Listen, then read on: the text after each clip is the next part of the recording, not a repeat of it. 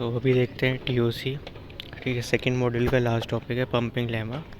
ठीक है, pumping lemma for regular language.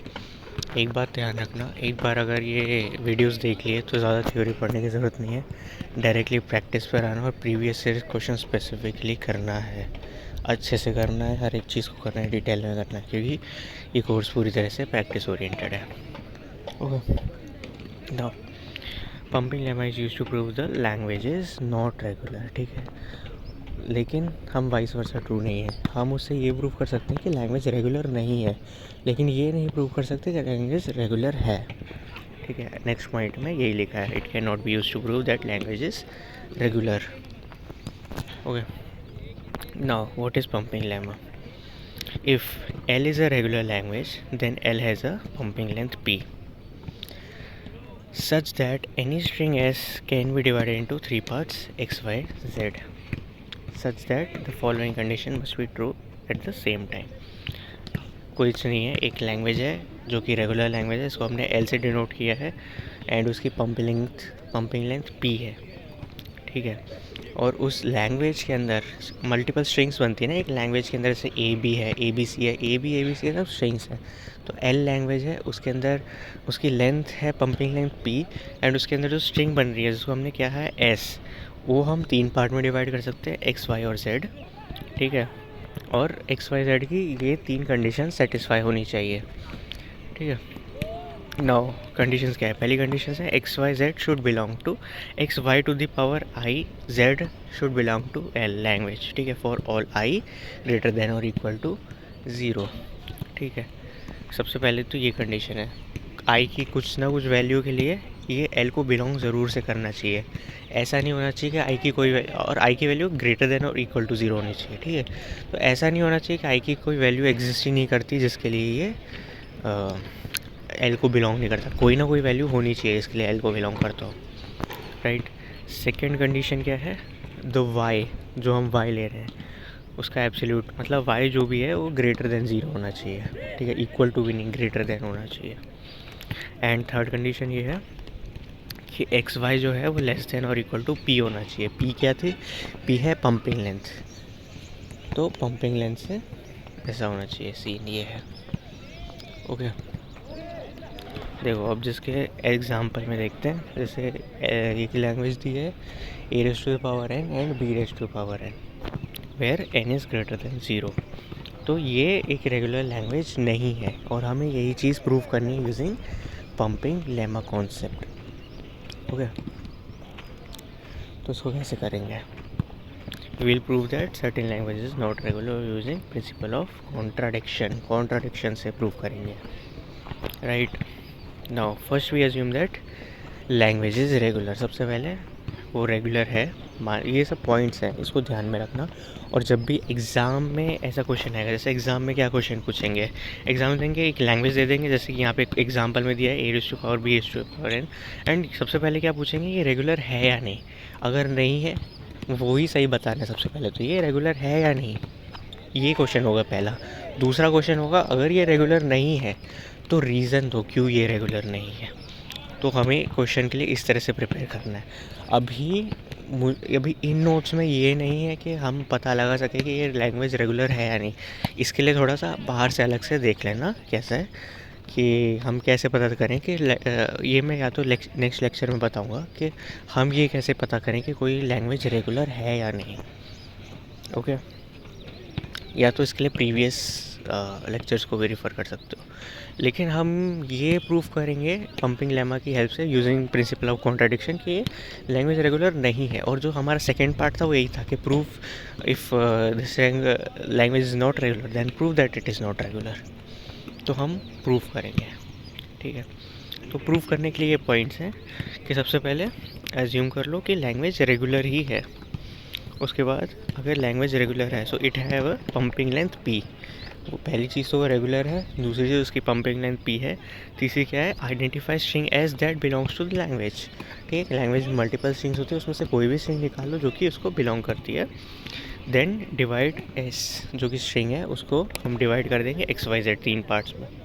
ठीक है, After that, show that x y raised to power I z does not belong to L for some I की कोई ना कोई वैल्यू के लिए नहीं है।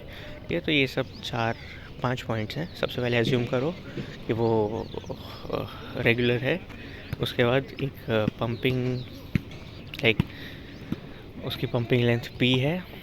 देन थर्ड पॉइंट है हमें ऐसी स्ट्रिंग निकालनी है जो कि लैंग्वेज को बिलोंग करती हो, और फिर एक ऐसी उसको एक्स वाई जेड में डिवाइड करना है। और पांचवा पॉइंट है कि हमें एक ऐसी स्ट्रिंग निकालनी है, मतलब आई की वैल्यू चेंज करके, जिससे वो एल को बिलोंग ना करती हो। ठीक है, चलो अभी इस क्वेश्चन में आगे बढ़ते हैं। तो यही सारे पॉइंट्स लिखे हैं। सबसे पहले जूम कर लिया है लैंग्वेज रेगुलर है, उसकी लेंथ p है। देन एस निकालेंगे और देन ये प्रूव करेंगे कि वो लैंग्वेज को बिलोंग नहीं करती। तो पंपिंग लेंथ क्या होगी, a raise to power n था, b raise to power n था, तो एन को जस्ट हमने पी से रिप्लेस कर दिया। पंपिंग लेंथ को मान लिया हमने पी है, ठीक है, पी इज़ 3। तो पंपिंग लेंथ हमने मान के चल दी कितनी, 3। इसकी पंपिंग लेंथ है 3। नाउ इसको इस फॉर्म में लिख देंगे। फिर स्ट्रिंग क्या हो जाएगी, अगर पंपिंग लेंथ 3 है, A raise to power P B raise to power P, तो स्ट्रिंग एक आ जाएगी ट्रिपल ए ट्रिपल बी। ठीक है, अब ये स्ट्रिंग में से हमारा नेक्स्ट स्टेप क्या था, एक्स वाई जेड को चूज़ करना है। ठीक है, एंड दूसरी एक्स वाई जेड को चूज़ करने के बाद उसके अंदर जब हम जाते हैं तो क्या कंडीशन थी, कंडीशन ये थी कि y ग्रेटर देन 0 होना चाहिए एंड एक्स वाई का जो कॉन्कैटिनेशन x इंटू वाई ये लेस देन p होना चाहिए, लेस देन और इक्वल टू p होना चाहिए। ठीक है, तो ये सारी कंडीशन सेटिस्फाई होनी चाहिए। तो यहाँ देखो हमने क्या लिया, केस। ठीक है, अब एक बार और ध्यान रखना कि जब भी हम इस क्वेश्चन को सॉल्व करेंगे या ऐसे किसी क्वेश्चन को, तो हम केस 1 केस 2 एटलीस्ट 2 केसेस तो ले लेना। ये मैंने आगे नोट्स में लिखा है, देख लेंगे तभी। तो केस 1 क्या है, x is equal to a, y is equal to a and z is equal to b b b. ठीक है, तो y ग्रेटर देन 0 हो गया एंड x इंटू जेड भी लेस देन p हो गया, क्योंकि p क्या था, 3 था, sorry x y is equal to p हो गया। ठीक है, एक्स वाई देखते हैं, एक्स जेड नहीं देखते हैं। Again I repeat, x y देखते हैं, एक्स जेड नहीं देखते हैं। तो x Y is less than और इक्वल टू पी होना चाहिए ना, तो इक्वल टू पी हो गया वो। Now x y raise to power I z. अब हमें ये सबसे पहले प्रूव करना है कि ये लैंग्वेज को, इसकी कोई ना कोई स्ट्रिंग है फॉर सम वैल्यू ऑफ आई जो कि लैंग्वेज को बिलोंग करती है। तो हम सबसे पहले क्या करेंगे, y को 1 ले लेंगे, तो ये ए बी बी आ जाएगा। अब ये तो लैंग्वेज को बिलोंग करता है, अच्छी बात है। अब क्या करेंगे, आई को 2 ले लेंगे, तो क्या हो जाएगा, ए की पावर 2 बी। तो यहाँ पे क्या आ जाएगा, ये अब पी इज इक्वल टू 3 था, A to the power 3 B to the power 3 उसको सेटिस्फाई नहीं कर रहा। ठीक है, A raise to N B raise to N था, तो एन मतलब दोनों में इक्वल होना चाहिए ना, जितने ए हैं उतने बी होने चाहिए। यहाँ पे क्या हो गया, 6 कितने 5 ए आ गए और 3 बी आ गए। तो ये लैंग्वेज को, ये स्ट्रिंग लैंग्वेज को बिलोंग नहीं करेगी। Okay, so therefore this language is not regular. इसके लिए एक और केस ले लिया। अब अगले केस में क्या करेंगे ना, कि हम बस एक्स और वाई की मतलब एक्स वाई जेड को जो हमने डिवाइड किया था उसको ही चेंज करना होगा और कुछ भी नहीं करना होगा। लेकिन मैं सच बताऊं, अगर मुश्किल क्वेश्चन बनेगा तो सबसे टीडियस टास्क अगर कुछ होगा ना, तो यही होगा कि एक्स वाई जेड को हम डिवाइड कैसे करें। ये सबसे टीडियस टास्क होगा, और इसीलिए इस कॉन्सेप्ट पर थोड़े क्वेश्चंस को प्रैक्टिस करना ज़रूरी है। मैं आगे चल के किए हुए हैं, वो मैं दिखाऊंगा कुछ टीडियस क्वेश्चंस जिसमें हमें समझ ही नहीं आएगा कि एक्स वाई जेड को डिवाइड कैसे किया जाए। ओके, सो ये भी सिंपल है, मतलब ये तो केस 2 ही है। इसमें क्या करें, एक्स को एप्सिलॉन ले लिया, वाई को ट्रिपल ए ले लिया एंड जेड को ट्रिपल बी ले लिया। तो एक्स वाई अभी भी इक्वल टू पी है, 3 है। ठीक है, लेस देन इक्वल टू होना चाहिए, इक्वल टू है, and y is greater than 0 है, तो सही है। मतलब y की लेंथ, मतलब वो जो मॉड्यूल्स लगाया था वो लेंथ बता रहा था, length is greater than 0, length greater than 0 है। एप्सिलॉन नहीं ले सकते हम y को। या वही है, चलो। तो सिंपल एक्स वाई जेड ले लो, epsilon dot triple A dot triple B, इसका क्या सीन है? ये तो बिलोंग करता है भाई, है कि नहीं? ये तो लैंग्वेज को बिलोंग करता है। A raise to N B raise to N satisfy हो रहा है। अब एप्सिलॉन डॉट ट्रिपल ए की पावर आई को 2 ले लो, क्या हो जाएगा? 6a आ जाएंगे। 6a 3b, क्या फॉर्मेट बन गया? क्या लैंग्वेज का? A raise to 2n B raise to n। ये लैंग्वेज नहीं है हमारी, हमारी है A raise to N B raise to n। ये इस लैंग्वेज को बिलोंग नहीं करता, ठीक है? तो बस यही सीन है।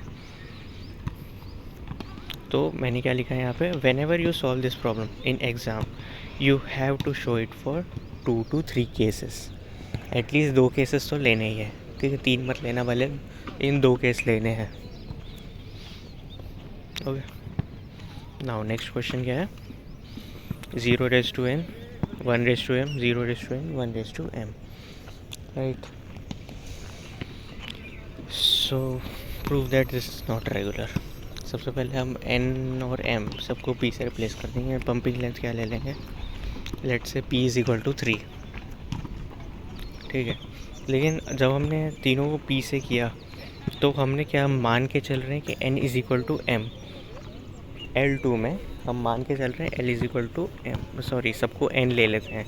तो अगर तो हम इसमें मान के चल रहे हैं n is equal to m, लेकिन हो सकता है कि n is equal to m ना हो, तो ये इसका एक सबसेट हो जाएगा। कुछ केसेस में n is equal to m होगा, लेकिन बाकी काफ़ी सारे ऐसे भी केसेस होंगे जिसमें n इक्वल टू m नहीं है, तो वो इसका सबसेट हो जाएगा, ठीक है?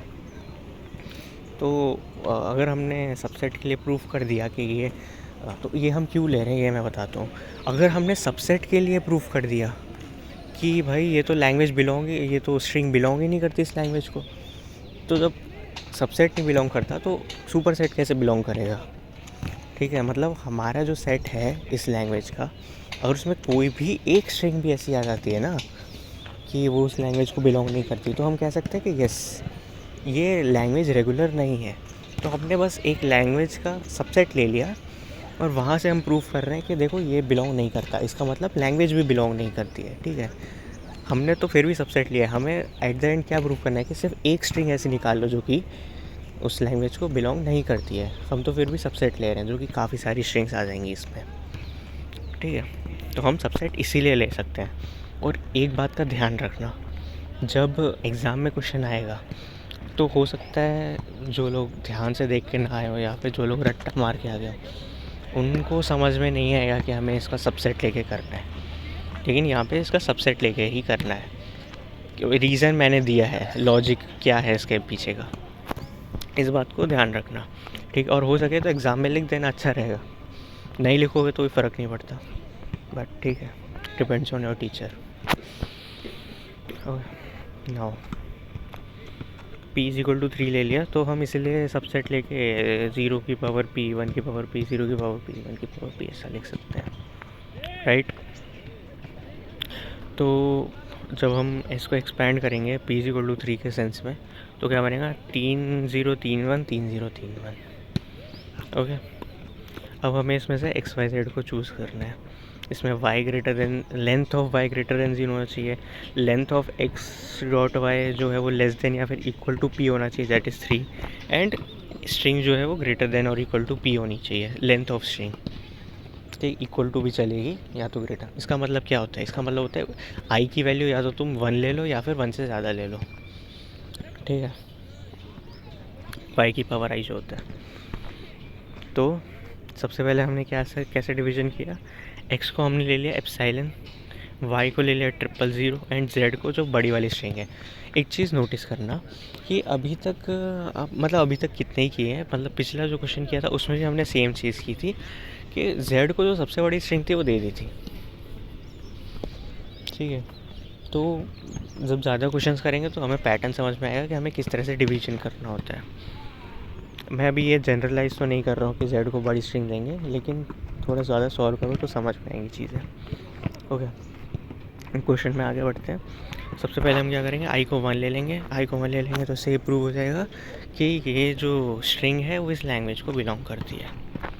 ओके, एंड जब हम आई को क्या ले लेंगे, 2 ले लेंगे और स्ट्रिंग में रखेंगे तो सिंपली ये अलग स्ट्रिंग आ जाएगी और वहाँ से ये प्रूव हो जाएगा कि ये इस लैंग्वेज को बिलोंग नहीं करती है। ठीक है, बस सिंपल है। लेकिन इस क्वेश्चन में अलग क्या था, वो लॉजिक कि हम सबसेट क्यों ले रहे हैं, बाकी सब सेम था। Okay, now prove that m into m is या फिर where m belongs to 0,1 star is not regular language using pumping lemma. ठीक है, तो इसमें क्या कर सकते हैं, m जो है वो बिलोंग किसको करता है, 0,1 स्टार को, एंड 0,1 को हम कैसे लिख सकते हैं, 0+1 स्टार। ठीक है, तो हम सिंपली मैं क्या बता रहा हूँ, 0,1 स्टार का मतलब होता है 0+1 स्टार, दोनों एक ही बात है, दोनों में कोई डिफरेंस है नहीं। ओके, एक इस बात को ध्यान में रखना, 0,1 star is equivalent to 0+1 star. Now y को हमने यहाँ पे क्या एक सेकेंड, ओके, वाई को लिया है 00011 एंड वाई डॉट वाई क्या हो जाएगा, 00011 00011। ओके, दिस रिक्वायर्स मेमोरी, मतलब इसमें हम क्लियरली पहले ही बता सकते हैं कि ये रेगुलर क्यों नहीं, क्योंकि इसमें मेमोरी लगती है। इसके बाद जो CFG आएगा उसमें हमें एक स्टैक भी मिलता है, ये सब आगे के कॉन्सेप्ट्स हैं, मेमोरी वाला अभी नहीं समझ में आएगा, आगे समझ आएगा। जब वहाँ पे स्टैक मिलता है तो ये उसमें आ जाती है। ठीक है, कि स्टैक हमें मेमोरी प्रोवाइड करता है। ओके, ये आगे का कॉन्सेप्ट है, आगे समझ आएगा। अभी दिस रिक्वायर्स मेमोरी को इग्नोर करो और ये इस बात पे ध्यान देना, 0,1 इज इक्वल टू 0+1 का स्टार। ओके, नाउ m है वो y नहीं है, y की जगह y को रिप्लेस कर दो m से। सो m की क्या वैल्यू गिवन है इन क्वेश्चन, 00011। ठीक है, तो m इंटू एम क्या हो जाएगा, y गलत लिखा है, वो m है, तो m इंटू एम क्या हो जाएगा, 00011.00011। ओके, नाउ अज्यूम m की क्या वैल्यू अज्यूम करें, 0m n and 1। वो मैंने बस एक एग्जांपल के लिए दिया था, हम इस बात को भी इग्नोर करेंगे कि 00011 है, वो बस एक एग्जांपल के लिए। m की वैल्यू ये भी हो सकती है, लेकिन क्वेश्चन में हम ऐसा अज्यूम करके चल रहे हैं कि m क्या है, 0n and 1, तो m डॉट n क्या हो जाएगा, 0n 1 0n 1। Okay, now n को p से रिप्लेस कर दें तो 0p1 0p1। ओके, देखो y वाला जो लिखा है ना उस पर ज़्यादा ध्यान मत दो, वो सिर्फ एक एग्जांपल लिया है कि ऐसा भी हो सकता है। m हमें क्वेश्चन में क्यों मैंने वो एग्जांपल लिया, क्योंकि हमें पता नहीं है m की वैल्यू क्या है, क्वेश्चन में दी ही नहीं है। m कुछ भी हो सकता है, कुछ भी, और वो चीज़ क्वेश्चन में नहीं दी है, इसलिए हम ऐसा मान के चल रहे हैं, हम खुद से एज्यूम कर रहे हैं। अब ये बात ध्यान में रखनी होगी, हम एज्यूम क्या करते हैं, ये भी इम्पोर्टेंट होगा, क्योंकि हम कहीं ऐसा कुछ एज्यूम ना कर लें कि वही वो रेगुलर हो जाए गलती से। वैसे होगा नहीं, क्योंकि m.m है तो वो रेगुलर में नहीं आता है, लेकिन बाई चांस आ जाए तो इस बात का ध्यान रखना। ठीक है, तो हम यहाँ पे m को ये एज्यूम कर रहे हैं 0:1n, तो m.m हो जाएगा 0:n1 and 0:n1, right. And n को p से रिप्लेस कर दो और p को कुछ भी एज्यूम कर लो, लेट से 3 है p, तो 3 0 आ जाएंगे, एक 1 आ जाएगा, फिर 3 0 आ जाएंगे, एक 1 आ जाएगा, क्योंकि हमने p को 3 एज्यूम कर लिया। एंड ये दो कंडीशन भी सेटिस्फाई होनी चाहिए, लेंथ ऑफ आई जो है वो ग्रेटर देन 0 होनी चाहिए, length of x y less than और इक्वल टू 3 होनी चाहिए। ठीक है, तो x⁻y ये xy जो है वो l को बिलोंग करना चाहिए। कब, जब हम i को 1 रखेंगे तो l को बिलोंग कर जाएगा, लेकिन जब हम i को 2 रखेंगे l को बिलोंग नहीं करेगा, ये कंडीशन है। तो it does not satisfy, so there is not a regular language. ठीक है, चलो इसी के साथ ये मॉड्यूल ख़त्म होता है, लेकिन इसका कुछ प्रैक्टिस क्वेश्चन है, मैं डायरेक्टली अभी उस पर जाता हूँ। ठीक है, तो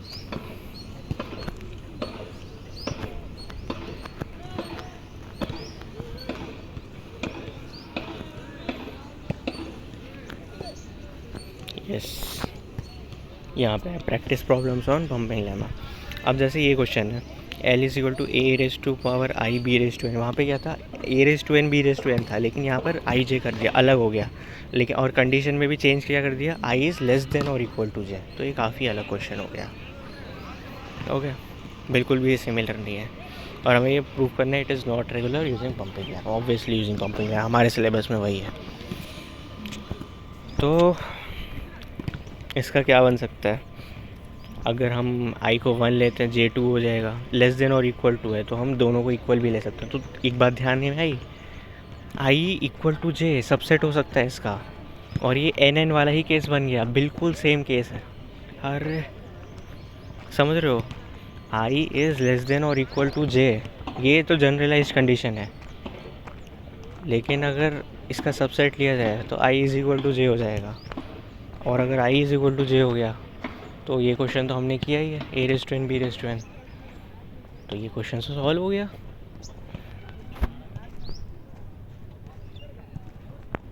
ठीक है, वैसे भी कर सकते हैं, लेकिन यहाँ पे थोड़ा अलग तरह से किया गया है, वो देख लो एक बार। Assume that L is regular,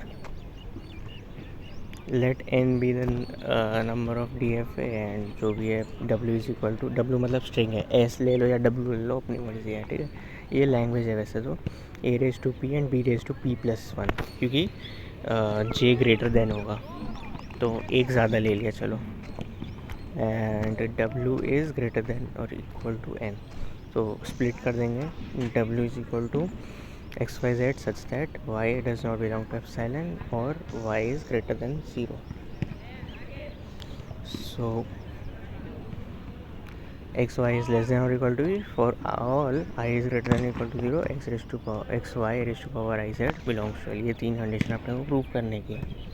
okay, सो अभी हम पहले P को 2 ले लेंगे, पंपिंग लेंथ को, तो W क्या हो जाएगा, डबल है ट्रिपल B। ये हम थोड़ा अलग मेथड से प्रूव करें, नहीं तो इस क्वेश्चन को हम ऑलरेडी सॉल्व कर चुके हैं। ठीक है, A raise to N B raise to N वाला ही केस है। So X is equal to X is A, Y is A and Z is triple B। कुछ नोटिस किया, ये थर्ड क्वेश्चन है जिसमें हम एल जेड जो है इसकी लेंथ ग्रेटेस्ट ले रहे हैं। ये थर्ड क्वेश्चन है जिसमें हम जेड की लेंथ ग्रेटेस्ट ले रहे हैं। ओके, सबसे बड़ा जो बचता है वो Z. Prove that I is greater than 0, ये जो भी प्रूव है ठीक है। जब आई को 1 रखेंगे तो सेटिस्फाई करेगा double a triple B belongs to L. देखिए जब आई को 2 रखेंगे तो triple a double triple B आएगा, तो ये क्या कौन सा केस हो गया, लेस देन और इक्वल टू वाला केस हो गया, तो यहाँ भी सेटिस्फाई करेगा। ठीक है, लेकिन जब आई को 3 रखेंगे तो नंबर ऑफ़ एज काफ़ी ज़्यादा बढ़ जाएंगे, तो यहाँ पे आ जाएंगे 4 है 3 भी, और 4 है 3 भी आ गए, तो ये सेटिस्फाई नहीं करेगा, कॉन्ट्राडिक्शन हो गया। Hence the given language is not regular. ये भी आसान ही था, इसलिए हमने शायद सबसेट नहीं लिया, लेकिन इसको सॉल्व करने के मैंने 2 तरीके बता दिया, तो ऐसे सॉल्व कर लो या तो वो इस सबसेट वाले मेथड से सॉल्व कर लो। ठीक है, now prove that J 0 raise to J square where J is greater than और equal to 1 is not regular. ठीक है, तो assume that L is regular and let N be constant, so N is states of DF है, ऐसे करके ले सकते हैं। तो N यहाँ पे जो भी होता है वो number of states of DF होता है। ये हम आगे वाले जो कॉन्सेप्ट आएंगे उसमें बनाना सीखेंगे। तो ये DFA क्या है ये सुन कंफ्यूज मत हो, N को हम DFA से कैसे कर रहे हैं, ये CFG में आएगा वैसे भी। ठीक है, तो अब हमारी जो स्ट्रिंग है जिसको पहले हम S से बता रहे थे, यहाँ पे हम W से बता रहे हैं, उसको XYZ में कर दो। इन 3 कंडीशन को जैसे सेटिस्फाई करें, 3 कंडीशन में कम से कम 10 बार बता चुका हूँ। आगे बढ़ो, तो स्ट्रिंग को हमने कैसे बोला, 0 रेज टू पावर P।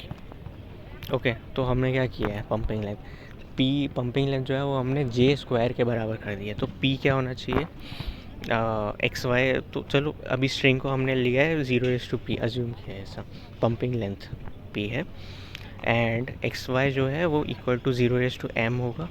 ये कॉम्प्लिकेटेड क्वेश्चन है, कॉम्प्लेक्स क्वेश्चन है, इसलिए मैं बता रहा हूँ, ध्यान से देखना इसको हल्के में मत लेना, ठीक है।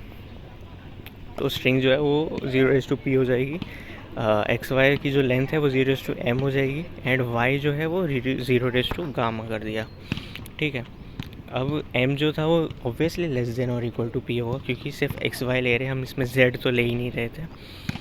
एंड y जो होगा वो m से भी कम होगा, क्योंकि हमने x को भी इसमें से हटा दिया, सिर्फ y को लिया। अगर x को हम एप्सिलॉन ले लें तो इक्वल हो जाएगा, m is equal to gamma हो जाएगा, राइट। तो इसलिए या तो y m से छोटा होगा अगर हम उसे एप्सिलॉन नहीं लेते हैं, अगर एप्सिलॉन ले लेते हैं तो उसके बराबर हो जाएगा, m के बराबर हो जाएगा गामा। तो ये सीन है, y रेस टू गामा हो जाएगा, और z रेस टू क्या हो जाएगा फिर जो बचा, p माइनस m, ठीक है। तो x Y raise to i z क्या हो जाएगा। अब यहाँ पे मैथमेटिक्स जो है काफ़ी ध्यान से करना, यहाँ सिली मिस्टेक का स्कोप मत रखना, अगर गलती करी तो आंसर नहीं आएगा, ठीक है। So what is this, x Y raise to i z, and x y इसको हम थोड़ा सा ऐसे स्प्लिट कर देंगे, ठीक है। तो x y into y minus one into z, ये स्प्लिट करना पड़ेगा, नहीं तो हम अपना प्रूव नहीं कर पाएंगे, ओके। तो x Y raise to i minus one into z, ठीक है। नाउ हम इसको ज़ीरो के फॉर्म में लिख देंगे पूरे को। तो एक्स क्या था, 0 रेस टू एम था, वाई क्या था, 0 रेस टू गामा था, एंड वाई माइनस आई क्या था, 0 raise to gamma minus one हो जाएगा, ठीक है। सॉरी, यहाँ पे हमने कैसे कंबाइन किया है वो देखो, एक्स वाई की कंबाइंड वैल्यू थी 0 रेस टू एम, वाई की वैल्यू थी 0 रेस टू गामा, तो ये हो जाएगा 0 raise to gamma minus one, and z की वैल्यू थी 0 raise to p minus m. समझ लो कैसे स्मार्टली हमने यहाँ पे सब्स्टिट्यूट किया है। तो इसको जब हम सॉल्व करेंगे तो ये देखो, ऊपर वही मैंने गलती करी थी छोटी सी, यहाँ पे मैंने गलती क्या कर दी थी, गामा माइनस वन कर दिया, जबकि y raise to i minus one क्या होगा, आई माइनस वन होगा 0 रेस टू गामा होल की पावर में आई माइनस वन, क्योंकि हमने वाई को सब्स्टिट्यूट किया है 0 रेस टू गामा, ठीक है। तो 0 रेस टू गामा होल की पावर में आई माइनस वन होगा, एंड 0 की पावर में पी माइनस एम हो जाएगा, ठीक है, जो कि z है। और जब हम इसको सॉल्व करेंगे तो हमारा फाइनल आंसर आएगा 0 रेस टू पावर में गामा इंटू आई माइनस वन प्लस पी, ठीक है। तो अब हम बस सब्स्टिट्यूट करना आई इज इक्वल टू 1 2, जहाँ तक भी अब ना प्रूव नहीं होता। तो यही एक कॉम्प्लिकेटेड स्टेप था कि हम किस तरह से अज्यूम करते हैं चीज़ों को और किस तरह से सब्स्टिट्यूट करते हैं चीज़ों को। तो जब 1 सब्स्टिट्यूट करेंगे तो लैंग्वेज को बिलोंग करेगा, क्योंकि हम डायरेक्टली p पर पहुंच गए, और p is equal to n square ही था, j स्क्वायर, जो भी j स्क्वायर कर लो n स्क्वायर कर लो। लेकिन जब हम i इज इक्वल टू 2 करेंगे तो ये गामा प्लस p हो गया, ठीक है। तो ये जो है भाई लैंग्वेज को बिलोंग नहीं करता, क्योंकि हमें 0 रेस टू p के फॉर्म में चाहिए, कुछ भी ऐड नहीं करना है हमें, स्क्वायर के फॉर्म में चाहिए, राइट। अगर ये p इंटू पी करके कुछ आता तो भी चल जाता, क्योंकि ये फिर स्क्वायर बनता, 2 4 देन 8 देन 16, इस तरह से कुछ होना चाहिए, 2 की पावर 2 2 की पावर 3 2 की पावर 4 ऐसे। तो ये स्क्वायर के फॉर्म में नहीं हो रहा, हम इसमें एक गामा टर्म को ऐड कर रहे हैं। तो 0 should have count is square of any number, इसमें केस टू खुद से बना लेना, अभी ऐसा कुछ है नहीं मेरे बताने को। तो this is all about pumping lemma. इतने कितने 3-4 क्वेश्चंस डिस्कस किए हैं, 4 क्वेश्चंस तो किए ही हैं, बाकी खुद से प्रैक्टिस करो, ओके।